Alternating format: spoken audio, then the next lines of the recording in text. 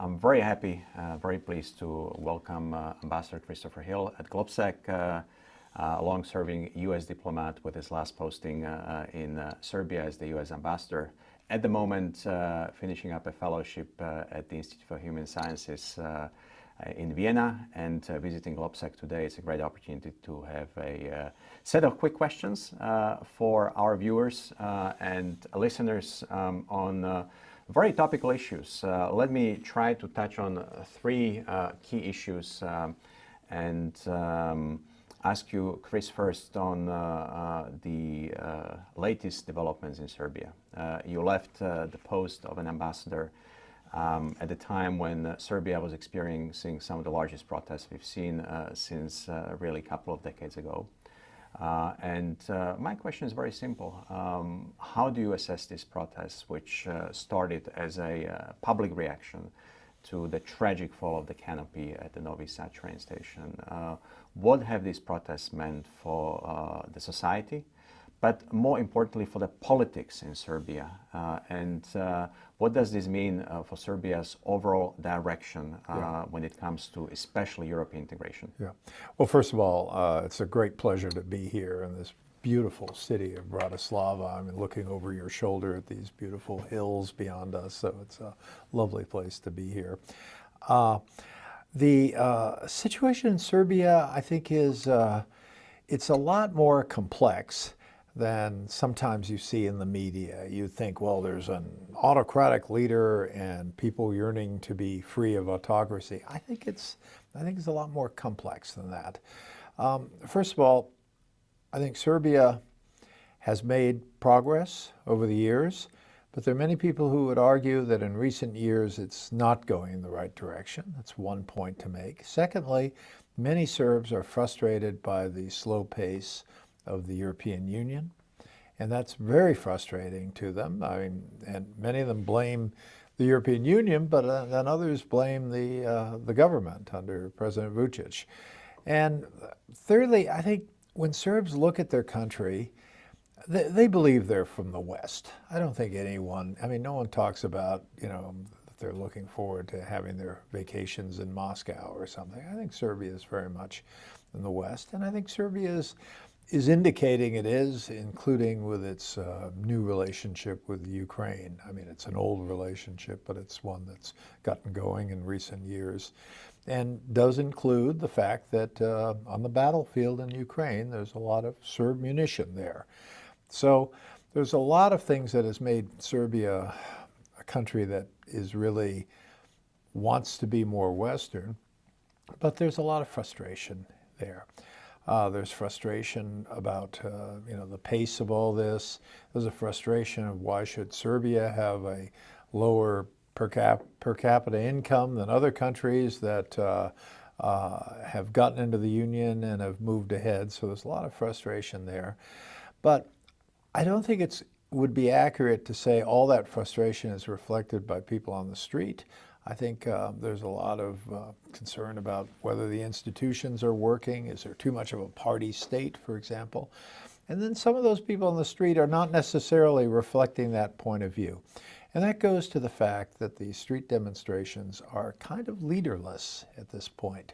No one really knows. It's a mass movement, to be sure, and mass movements attract everybody who's unhappy, and often there are a lot of people to fill the ranks of being unhappy. So I think it's a difficult process to go from street demonstrations to some kind of political process, because on the one hand, President Vučić, he's the leader there, but who's the leader of the students, and maybe more tellingly, who's the leader of the opposition? So there are a lot of problems and frustration, and wanting to change something in and of itself is not a political goal. And so we have to see what the political goals are. The students often talk about institutions, and it's pretty clear what they're talking about. They're complaining about a situation where if you want something fixed in your town, you have to go to the local party official. Mm-hmm. That doesn't seem quite right. I mean, those clothes don't fit Serbia anymore. So there's a lot of frustration with that, and the students, I think, understand that.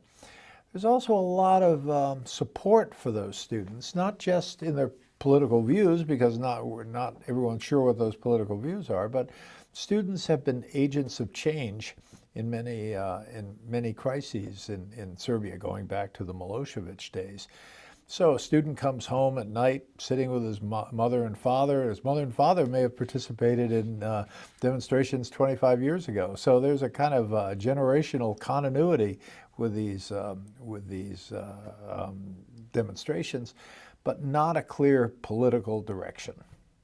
So a lot of frustration, a lot of dissatisfaction, some anger, and of course, big emotional reaction to the tragedy in Novi Sad, where among those who were killed, 16 people have died.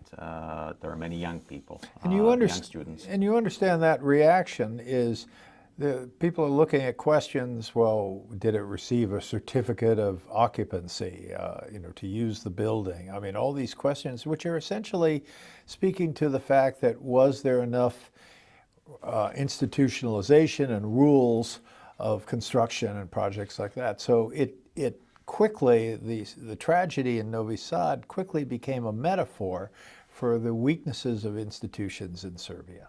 But you don't see any fundamental changes to the politics so far? Not so far, but I think clearly there is opposition to the government led by President Vučić. There's clearly probably more opposition as a result of these demonstrations than there was before, but not at all clear who is going to reflect this opposition. Is it coming from the opposition parties? Is it coming from the students themselves? Some people argue it's coming from the professors who, in some cases, are behind the students. Again, this is all, speculation. I think what is clear is Serbia does need to, like all of us, take a look in the mirror and decide what we can do rather than blame others. And I think too often in Serbia there's been this tendency to blame others for the problems in Serbia, whereas I think a good hard look in the mirror would do everyone well. Let me move on to the broader picture, because these demonstrations and the recent developments in Serbia, of course, there was a fall of the government, there is a new government in place. There is also a lot of talk about potentially having elections, not having elections. But one of the consequences of this has been that Serbia has been at a standstill when it comes to foreign investments, for instance, when it comes to engagement with especially the Western world. More broadly, there was a lot of dynamic until October, November last year, and that kind of stopped. And meanwhile, there is a whole new administration in Washington, D.C. My question is, what can we and what should be should we be doing in the context of that bigger transatlantic relationship between Brussels and Washington, D.C., which has become more difficult in recent months. But nonetheless, we have been engaged together in the Western Balkans, in Serbia, and I should also say, personally, I had a very good, close working relationship with you when I was the standing rapporteur for Serbia in the European Parliament. You were the U.S. ambassador, and I think whenever we could paddle together, it made a difference. Now, can the U.S. And Europe help make a difference in Serbia now in this situation and make sure that the country indeed moves in the right direction, moves west, moves away from Russia, moves away from China? I think the best thing we could do is, first of all, stay together. And I think the extent to which Brussels and Washington can reach a common analytical framework for what's going on is helpful, because we don't want a situation where the U.S. sees it in some way that's very different from the way the European Union sees it, because we see Serbia as a future member of the European Union. It's not going to be part of the United States. It's a future member, and no one has even no one has suggested no it so one far. has even suggested that so far. So it is going to be part of the European Union, and I think our approach should be to work closely with the European Union. To the extent we have disagreements with the European Union, we should try to take care of those disagreements. So I think that's the first issue. Let's stay together. The second issue is what can we actually do on the ground? In Serbia, I once said this publicly in Serbia. I didn't really mean for it to be a headline, but it turned out to be a headline. And what I said was, Serbs are a little like Americans. They don't like to be told what to do. And that, I think, is very true of Serbs. They don't like to be told what to do. So to the extent people approach them in a kind of friendly tone with the same objectives of getting them into the European Union, I think they listen and they see the advice is coming from people of goodwill. So, raising your finger, raising your fist at Serbia is probably not going to get you very far. So in terms of how we approach it, I think we need to do it in a manner that is seen as helpful and a manner that the Serbs are likely to respond well to. I must say I do find it very problematic when President Vučić and others suggest that all these demonstrations are inspired by some invisible hand of Western NGOs. I don't think that's true. I'm not ruling out the possibility that some NGOs are helping some students or whatever, but that's not the issue in Serbia. The issue is there's a significant number of people in Serbia who are frustrated with the pace of political change in Serbia. Serbia is an important place to get right. Serbia is by far the largest country of the Western Balkans 6. Serbia has a very well-functioning economy. But as your question suggests, Serbia has had some problems now on the investment front. By the way, investments have largely gone to Serbia and gone very successfully to Serbia. So this political issue of students on the street has kind of caused there to be an economic issue. So I think it's in everyone's interest to solve. Too often, and I've seen this over my career, people look at situations like this and they say, well, they need a new government. And then before you know it, everyone's bad-mouthing the government, and then the government changes, and then the focus of everyone's attention moves on to another part of the world. And I don't think anyone should feel they have the luxury of doing that to Serbia. Just, let's change the government, it'll be fine, then let them sort it out, and then you move on somewhere else. Serbia is important. It's an important element of that whole Balkan equation. It's an important element when you think about European enlargement, and I am of the view that Europe well knows that the process of enlargement is not over. It's got to continue. Europe cannot talk about whole and free and leaving some countries out. But I think in particular with respect to Serbia, it's not in our interest if Serbia is left out in some no man's land. Again, I don't like to divide, say, the division that now exists between Russia and basically everyone else in Europe is one that's going to go on for the rest of history. But I do know that it's not helpful to Serbia and not helpful to our interests if Serbia is kind of left out there, not sure where they belong. Serbia prides themselves on having their own opinions, and sometimes it's frustrating, or one day you feel you've got a clear step in one direction, the next day you have an equally clear step in another direction. So I think there are, issues about how Serbia pursues its objectives, but we shouldn't have any confusion in our objectives. Excellent on that last point, being engaged, being strategic. Indeed, this is something we have to do more of in Europe, ideally together with the US.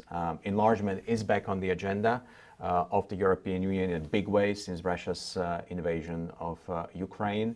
And I hope this is a chance not just for Serbia, but also Western Balkans. By the way, this is a huge focus also of us here in GLOBSEC. I'm very pleased to have been able to join GLOBSEC as a senior fellow working on these issues after my period in the European Parliament.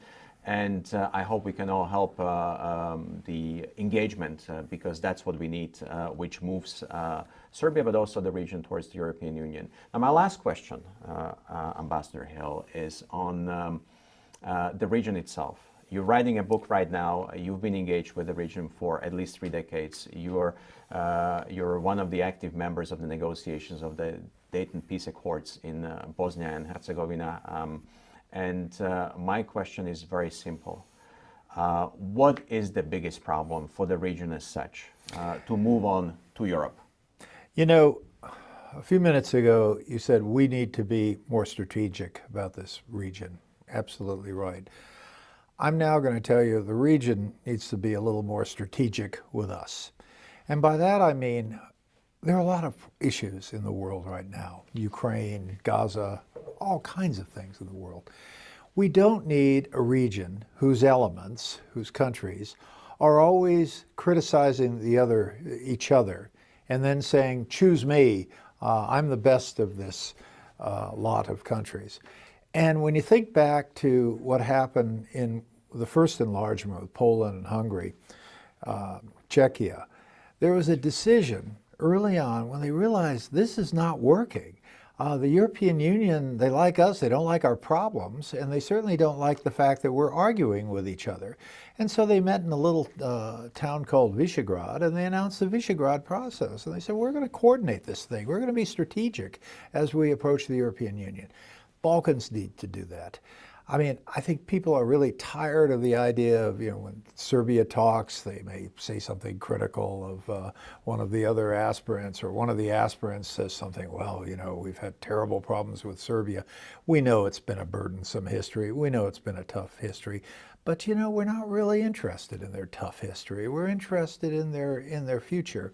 And they're going to do this much better if they have something nice to say about each other, and if they coordinate with each other, and if they show some patterns of cooperation with each other. And so my message to these countries is work together on this. You will go a lot further than if you work apart. Great message to end on, Ambassador Hill, and also a good advertisement precursor to the GLOBSEC Forum, which is coming up in June in Prague. I'm very happy that enlargement issues will be prominent also on the agenda in Prague. And I'm very happy to have been able to host this podcast. My name is Vladimír Bilčík. I'm a senior fellow at GLOBSEC, and hope to continue this conversation soon because I think we need more of this. I agree, and I just want to say I'm delighted to be invited to GLOBSEC, really looking forward to it. I think GLOBSEC does so much to help this understanding of the region.